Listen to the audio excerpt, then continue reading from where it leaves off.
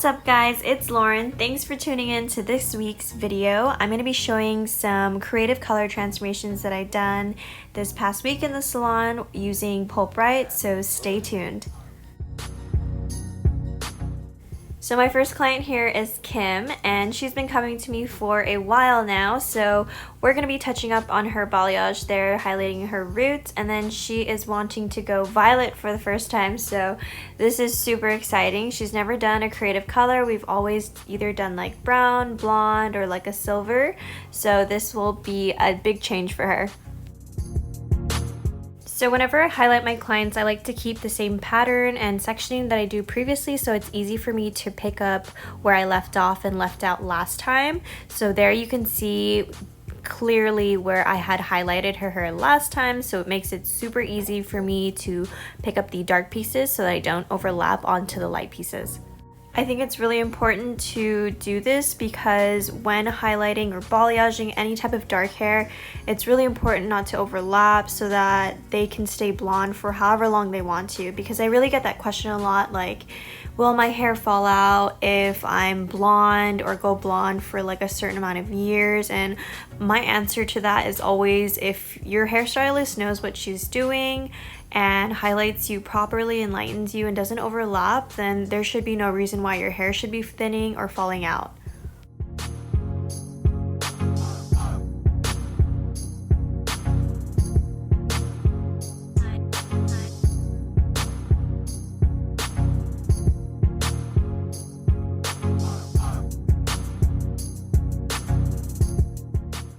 So for Kim's color, I'm going to be using violet toner from Pulpriot and mixing that 1-to-1 with their 6 vol. I really love the rapid toners from Pulpriot because if my client is wanting to go like pink or purple real quick, I can just throw it on at the bowl and it's super fast, opposed to if I'm wanting to do a semi-color. So if you're wanting to use any of the rapid toners from Pulpriot, I would say that you would have to lift the hair to at least like a level 8 or 9 for some of the tones to show. So here you can see that I lifted Kim to about a level 9.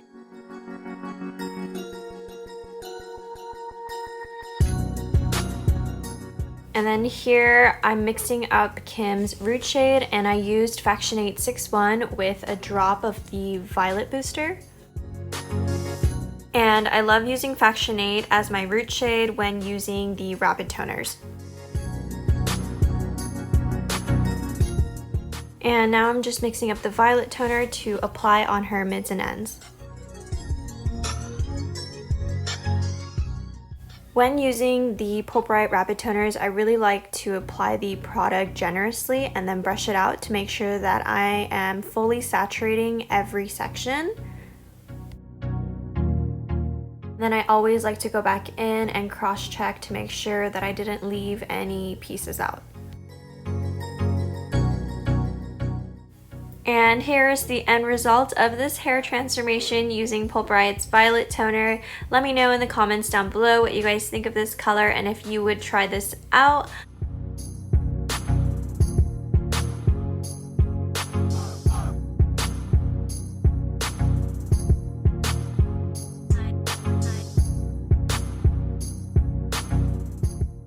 So this next client of mine is Heidi, also been coming to me for a while now, and she has been wanting to go blue. We've done a lot of different creative colors on her, like pinks and purples and grays, but we've never done blue before, so we were a little bit tight on time for her appointment, so I opted to do a quick partial and then apply the blue. So for this quick partial technique, I literally just take the mohawk section of the hair, depending on where she parts. Heidi likes to part on the side, so I did it a little off center towards the side where she parts her hair. And then once I'm done with this mohawk section, I'm going to be highlighting her hairline, and then that's it. That's how I do my quick partial technique. And this technique is really great for clients who want something a little bit low maintenance, but also doesn't put their hair up a lot, because I'm leaving all that depth underneath and literally only highlighting what you see on the top and where they part their hair. And then once I'm done highlighting the hairline, I like to add 1 or 2 foils on the sides of the mohawk. So whenever I highlight Heidi's hair, I like to lift her to at least a level 9 or 10 so that whatever color we put on her, it just fades the best. And then for Heidi's blue, I used Nightfall with a lot of clear, and then I did a drop of velvet to help prevent it from fading too green. And this is what Heidi's hair looks like after I rough dried it about 70%. This is with no toner at her roots, and she lifted quite nice for this blue. So as I apply Pulpriot to her hair, I like to start in the front, and when I apply the color, I like to sweep side to side to make sure that I'm fully saturating each section. And I like to start applying the semis in the front just in case I need to remix more color. I like to make sure that I have enough color for the front and top. And here you can see as I take that back section, I like to start on the very top again, just in case I need to remix. That if I need to remix and the formula is slightly different, it's just on the bottom there.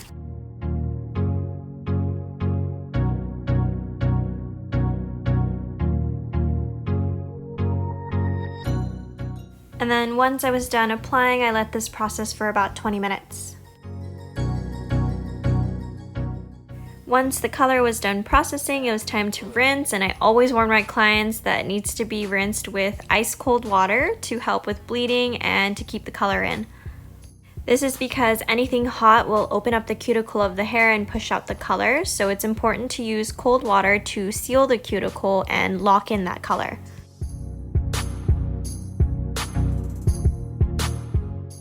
And this is what the color looked like right after I had blow dried it. It is such a nice deep ocean blue. And then after I done blow dried her, I decided to curl her with my curling iron. I'm here using a 1 1/4 barrel clamp.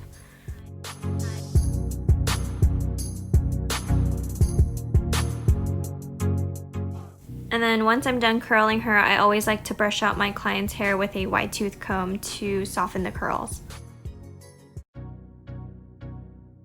And this was the end result of that mini partial there and the blue applied all over.